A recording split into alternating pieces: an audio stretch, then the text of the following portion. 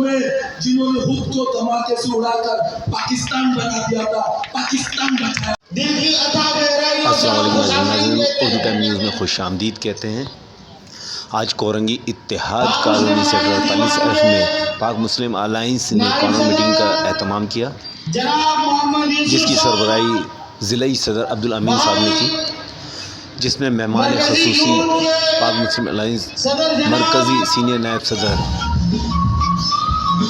Doctor रफ़ीक साहब ने खसूसी शिरकत की। इनकी हमरा मरकज़ी नायब सदर मोहम्मद यूसुफ साहब, मरकज़ी इंफॉर्मेशन सेक्रेटरी के अलावा कराची के दीगर इलाकों से आए हुए दीगर अहदेदारान और कारकुनान ने बड़ी तादाद में शिरकत की।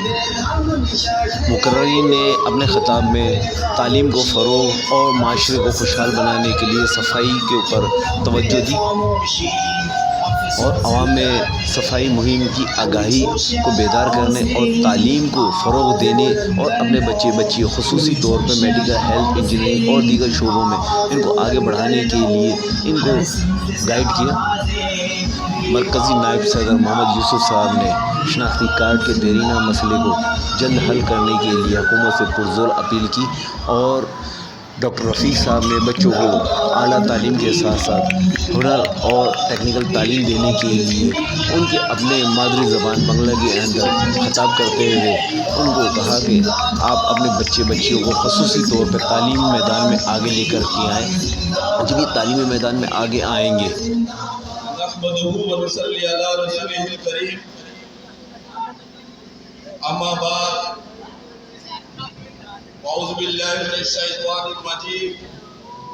बिस्मिल्लाहिर्रहमानिर्रहीम। मैं पनाह मांगता हूँ उन बंगाली मुहब्बे वतन गाजियों के औलादों के दुश्मन से और शुरू करता हूँ अल्लाह के नाम से जो बड़ा रहम वाला है। हर इब्तिदा से पहले, हर इंतहा के बाद ज़ाते मुस्तफ़ा बुलंद है, ज़ाते खुदा के बाद यहाँ तशरीफ फरमा हर एक शख्स काबिल एहतराम है, मगर मुस्तफ़ा सल्लल्लाहु अलैहि वसल्लम के बाद। पाक मुस्लिम अलायंस दीवान के चेयरमैन बच्चू अब्दुल कादिर दीवान 30 लाख से ज़ायद पाकिस्तान में रहने वाले मुहब्बे वतन बंगालियों के कायद बच्चू अब्दुल कादिर दीवान, हमारे मरकज के सीनियर नायब सदर डॉक्टर मोहम्मद रफ़ीक साहब, मरकज के नायब सदर मौलाना अली कमाल साहब, हमारे पाक मुस्लिम अलायंस दीवान के चीफ ऑर्गेनाइजर जनाब मुफ्ती मोइनुद्दीन मंसूरी साहब, हमारे मरकज के डिप्टी सेक्रेटरी जनाब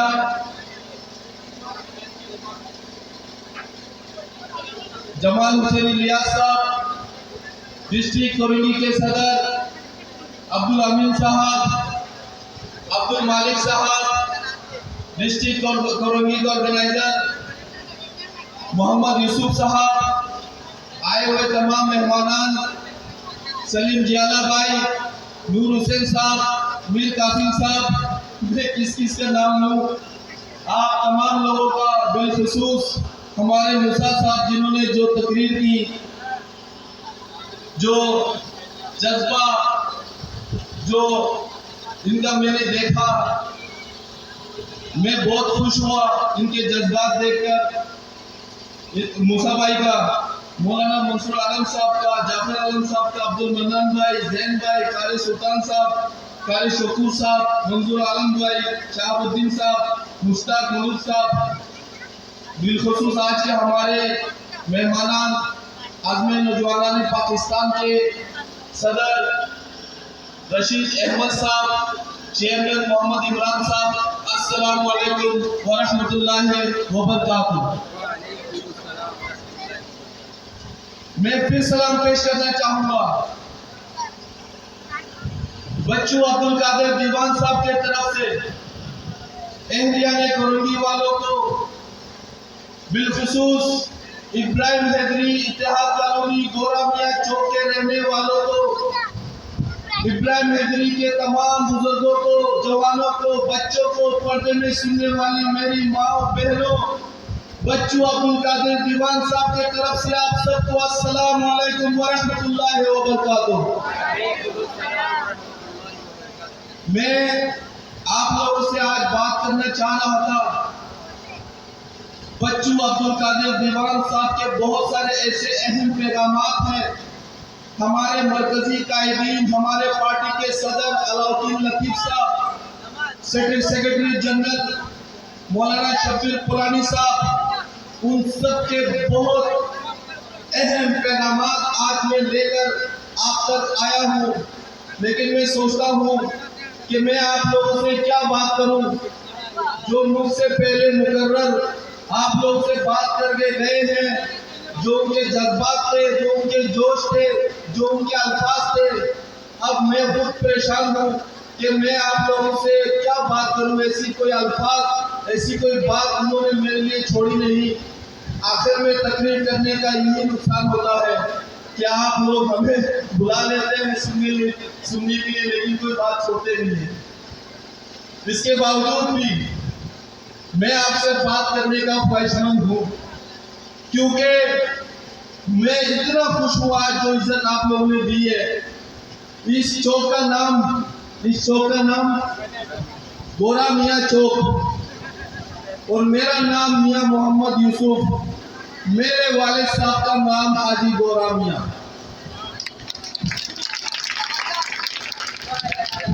मुझे आज इतनी खुशी हुई कि इन्होंने ये गवर्नर मीटिंग, ये जलसा गोरा मियां चौक पे रखा। मैं ये वीडियो जाकर अपने वालिद साहब को दिखाऊंगा कि देखें, आप मच्छर कॉलोनी में रहते हो, लेकिन मैं कोरंगी जाकर गोरा मियां चौक भी जाकर गोरा मियां चौक में रहने वालों से मिलकर आया हूँ। मेरे बुजुर्गों, जवानों, बच्चू अब्दुल कादिर दीवान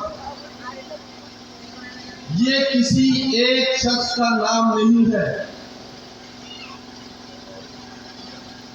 1971 के बाद जो मसाइल, जो जुल्म और सितम पाकिस्तान में रहने वाले बंगाली कौम के साथ किया जा रहा है, खुदा की कसम ये जुल्म कश्मीर में रहने वाले जो हमारे मुसलमान भाई हैं, ये जुल्म उनसे भी बढ़कर जुल्म है। वो इसलिए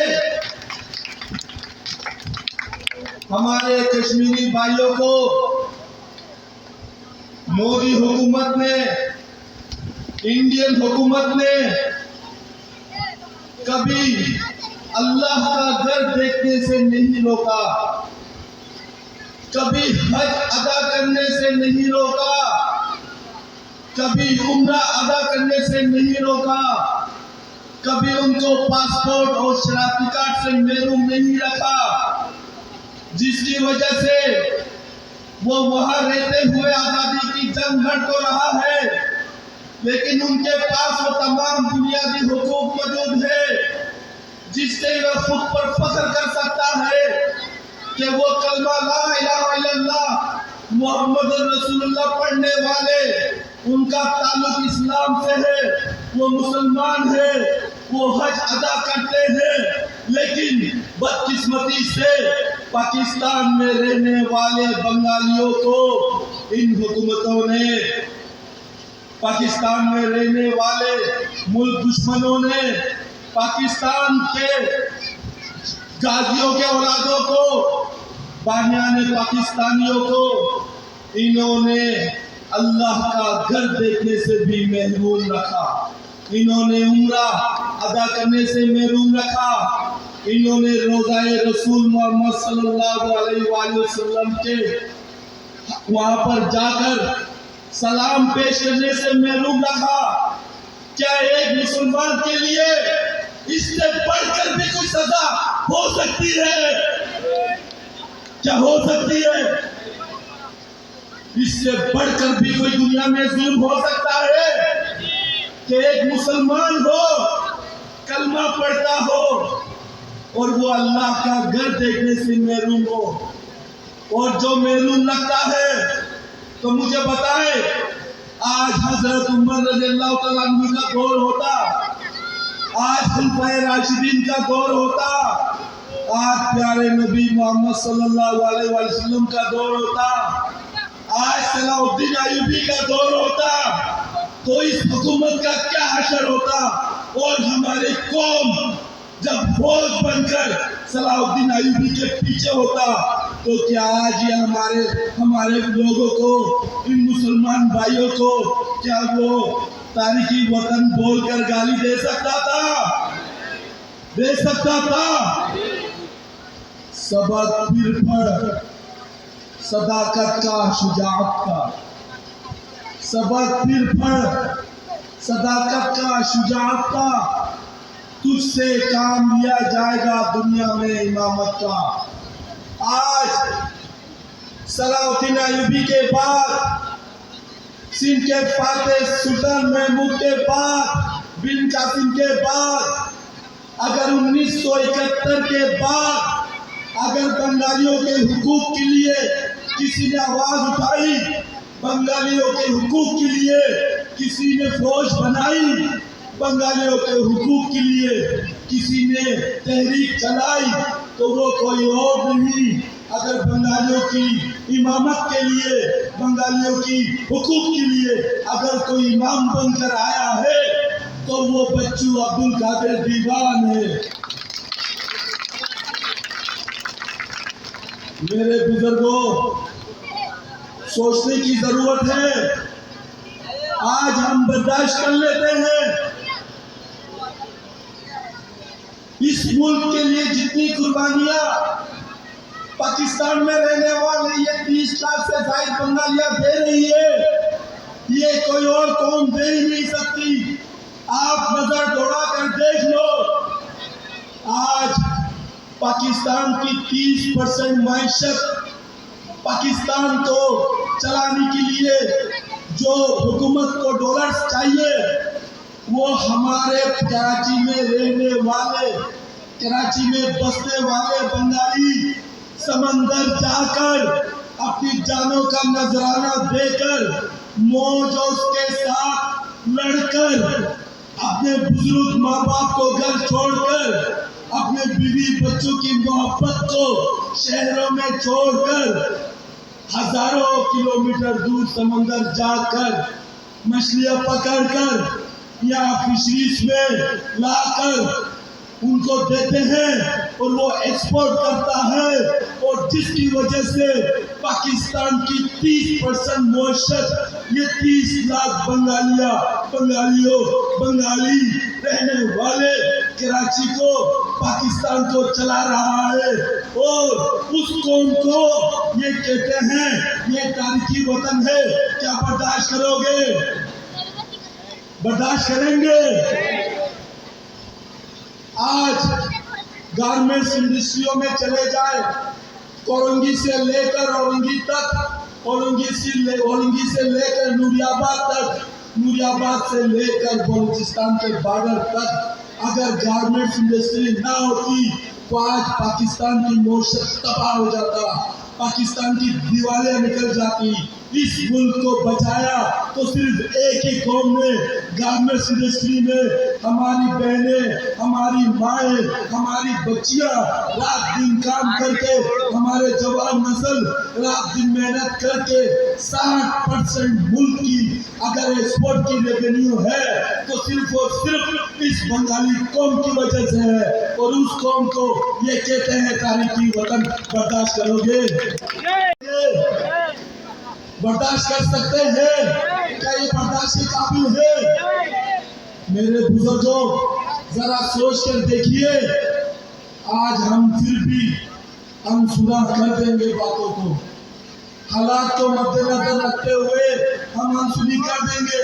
लेकिन आप दिल से पूछो, आपके आने वाली नस्ल, ये जो आज छोटे छोटे बच्चे या नजर आते हैं, कल को जब ये जवान होगा, जब इसको भी तारिकी वतन से पुकारा जाएगा, तो आज हम तो सिंदल्लाह मा साबरीन पढ़ने वालों में से है, अल्लाह पर भरोसा रखते हैं। लेकिन जो जदीद दौर है, जो सोशल मीडिया का दौर है, क्या आने वाली नस्ल ये बर्दाश्त कर सकेगी? क्या आने वाली नस्ल बर्दाश्त कर सकती है? नहीं कर सकेगी। एक बाप, एक माँ दुनिया में अगर किसी से मोहब्बत है तो सिर्फ और सिर्फ अपने औलाद से है। जब रूह निकलती है, कुल्लू नफ्सिन जायकातुल मौत, हर नफ्स को मौत का मजा चखना है। जब रूह निकलती है, जब इस्राइल अलैहिस्सलाम सामने होता है, तो हर माँ हर बाप की एक ही ख्वाहिश होती है कि मैं अपने बच्चे का दीदार कर सकूं, मैं अपने औलाद को देख सकूं। इतनी मोहब्बत, इतना प्यार कि उनके लिए रात रात तक आप जाग सकते हैं। सर्दियों की रात हो तो छोटी बच्चे के लिए माँ अगर वो पेशाब कर दे, छोटा बच्चा, तो बच्चे को माँ सूखे में लाके लेटा देती है, खुद गिले में सो जाती है। अगर सामने से कोई तीर चले, कोई गोली चले, तो बाप का सीना, बाप का दिल वो दिल है कि वो सामने आ जाएगा, लेकिन अपने औलादों को आँच नहीं आने देगा। और उस औलाद के साथ जो जुल्म सितम हो रहा है, उस औलाद के साथ, उन नस्लों के साथ जो आने वाले वक्त में होने वाला है, इस सब का जिम्मेदार कौन है? कौन होगा इस सब का जिम्मेदार? कौन लेगा इन सब की जिम्मेदारी? ये आज हमें फैसला करना होगा।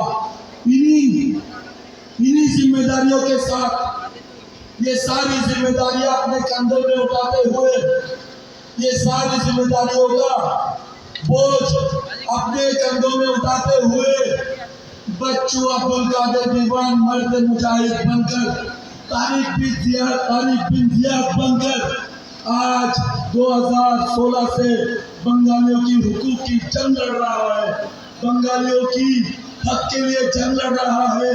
और उस जंग में अल्हम्दुलिल्लाह पाकिस्तान में रहने वाले 30 लाख बंगाली उनके शाना बशाना है। हमारा कायद बच्चू अब्दुल कादिर दीवान यही चाहता है, जिस तरह मोहब्बत आपने दी, जिस तरह इज्जत आपने दी, आपकी ये मोहब्बत उनके साथ कायम और दायम रहे। आपका ये साथ, उनके साथ, उनके मरते दम तक कायम और दायम रहे। क्या आप बच्चू अब्दुल कादिर दीवान के साथ इस तहरीक में जो हमारे साथ जुल्म सितम हो रहा है, आप साथ हो? क्या आप साथ हो? क्या आप अपने औलादों के लिए, आने वाले नस्लों के लिए बच्चू अब्दुल कादिर दीवान का साथ देंगे? मेरे बुजुर्गों, इतिहास गवाह है, पाकिस्तान में सियासत इबादत समझ के नहीं किया जाता। पाकिस्तान में सियासत एक कारोबार की शक्ल में किया जाता है। उसकी एक ही लालच होती है कि वो इक़्तिदार में आके मुल्क को खोखला कर सके, अपना पेट भर सके, अपना जेब भर सके, अपनी बिल्डिंग बना सके, गाड़ियां खरीद सके, अरबपति बन जाए, उसकी माशरे में एक दबदबा हो। यही ख्वाहिश लेकर पाकिस्तान में सियासत किया जाता है, जिसकी वजह से आज हमारा मुल्क का एक एक बच्चा अक़वाम मुत्तहिदा का, यूनाइटेड नेशन का, वर्ल्ड बैंक का मकरूज है, इन्हीं करप्ट सियासतदानों की वजह से। क्या आप बर्दाश्त करोगे? क्या बर्दाश्त करोगे? क्या ये मुल्क बंगालियों ने अपनी जान का नजराना देकर इसीलिए बनाया था कि ये सियासतदान आज इस मुल्क को अपना कारोबार समझ ले, खुली तिजोरी समझ ले? क्या आप बर्दाश्त करोगे? हमने मुल्क बनाया था, तो मुल्क को कौन बचाएगा?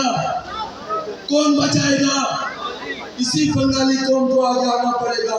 यही मिशन लेकर हमारा बच्चू अब्दुल कादिर दीवान, हमारा कायद, हमारा चेयरमैन आप लोग के दरमियान आया और एक सियासी तहरीक शुरू की। और उस तहरीक में अल्लाह ताला ने उनको इतनी कामयाबी दी कि ये जो कौमी मसला है, शनाख्ती कार्ड का मसला है, ये इंशाअल्लाह ताला उनकी मेहनत हम देख रहे हैं, उनकी मेहनत पूरी कौम देख रही है। बहुत जल्द ये मसला जब हमें कौम होकर उनके सिपाही बनकर उनके साथ देंगे, आप लोगों का ये मसला इंशाअल्लाह ताला हल होने जा रहा है। मेरे बुजुर्गों, ऐसी मिसालें हैं। हमारी छोटी छोटी बच्चियां, जवान बच्चियां पढ़ना चाहती है, आगे बढ़ना चाहती है, ऑफिसर बनना चाहती है, टीचर बनना चाहती है, लेकिन शनाख्ती कार्ड ना होने की वजह से उसकी कम उम्र में शादी हो जाती है और वो एक हाउस वाइफ घरेलू खवातीन बन के रह जाती है। ये हमारे आने वाले मुस्तकबिल तबाह हो रहा है, क्योंकि एक माँ पढ़ी लिखी होती है तो उसकी 100 नस्लें पढ़ी लिखी होती है। ये हमें, ये हुकूमत, ये मुल्की जितने भी इदारे, ये हमें किस तरफ लेके जा रहे हैं, आप लोगों को सोचने की जरूरत है। क्या कभी आपने सोचा हमारी बेटियों के साथ कितना जुल्म हो रहा है? क्या सोचा आप लोगों ने? क्या इस मसाइल के ऊपर हमारी बच्चियों के लिए किसी हुकूमत ने, किसी सियासी पार्टी ने, जिनका हम नारा मार रहे होते हैं इलेक्शनों के टाइम पे, कभी उन्होंने आवाज उठाई? कभी उन्होंने आवाज उठाई? वो कभी नहीं उठाएंगे, क्योंकि उनको पता है अगर हमने इनको हुकूक दिया तो ये वो कौम है जिन्होंने डंडों से पुल बना दिया था। ये वो कौम है जिन्होंने खुद को धमाके से उड़ाकर पाकिस्तान बना दिया था, पाकिस्तान बचाया था। कहीं ऐसा ना हो कि ये वो वज़ीर-ए-आज़म बनकर इस मुल्क पे हुकूमत कर रहा। मेरे बुजुर्गों, बच्चू अब्दुल कादिर दीवान किसी सियासतदान का नाम नहीं है। बच्चू अब्दुल कादिर दीवान वक्त का एक बंगाली कौम के लिए फरिश्ता है। बच्चू अब्दुल कादिर दीवान आज बंगालियों के लिए सलाउद्दीन अयूबी है। बच्चू अब्दुल कादिर दीवान आज हमारे बच्चों के लिए, आने वाली नस्ल के लिए तारिक बिन जियाद है। बच्चू अब्दुल कादिर दीवान अगर हम देखा जाए तो ऐसा कोई मुजाहिदीन नहीं है ऐसे जो उनका मुकाबला कर सके, इसलिए कि मर्द मुजाहिद वह है अपना तन मन करोड़ों रुपया खर्च करके आज इस कौम को पाकिस्तान में एक पहचान दिलाई है। उस शख्स का नाम है बच्चू अब्दुल कादिर दीवान। बच्चू अब्दुल कादिर दीवान की ये ख्वाहिश है कि जिस तरीके से मुल्क में रहने वाले दीगर कौमों की शनाख्त है, इसी तरीके से इस कौम की भी शनाख्त होनी चाहिए। इसी तरीके से हमारे जवान भी बॉर्डरों में जाके मुल्क का हिफाजत कर रहा हो, हमारे जवान पाकिस्तान नेवी में अपने फराइज का अंजाम दे रहा हो, हमारे जवान कराची में पुलिस में जाकर अपने लोगों की हिफाजत कर रहा हो, हमारी बच्चियां डॉक्टर बने, हमारी बच्चियां ऑफिसर बने। यही मिशन लेकर बच्चू अब्दुल कादिर दीवान ये तहरीक को, इस सियासी पार्टी को लीड कर रहा है और आप लोग के रात दिन कर रहा है। क्या उस मर्द मुजाहिद को आप कभी तन्हा छोड़ोगे? क्या आप कभी तन्हा छोड़ोगे? मेरे बुजुर्गों, ऐसा कायद दोबारा नहीं मिल सकता। आप लोगों ने बहुत सारे बंगालियों के लीडर देखे जिन्होंने रमजानों में पर्चियां बांट दी ज़कात के लिए, जिन्होंने बकरा ईद में, ईद उल अज़हा में पर्चियां बांट दी बकरे के खालों के लिए, घर घर गए चंदा लिया, उसके बाद वो क्या करते रहे, क्या बनाते रहे, मैं उस बात पे नहीं जाना चाहता। आप सब लोग उस बात की गवाह हो, वो भी हमारे कौम से है। अगर उनकी बुराई होगी तो पूरी कौम की बुराई होगी, लेकिन एक सच्चा आदमी जब काम कर रहा है हमें उसकी भी तारीफ करनी चाहिए। तो वो शख्स कौन है जो आज सिर्फ और सिर्फ इस कौम की हुकूक का जंग लड़ रहा है? वो है बच्चू अब्दुल कादिर दीवान।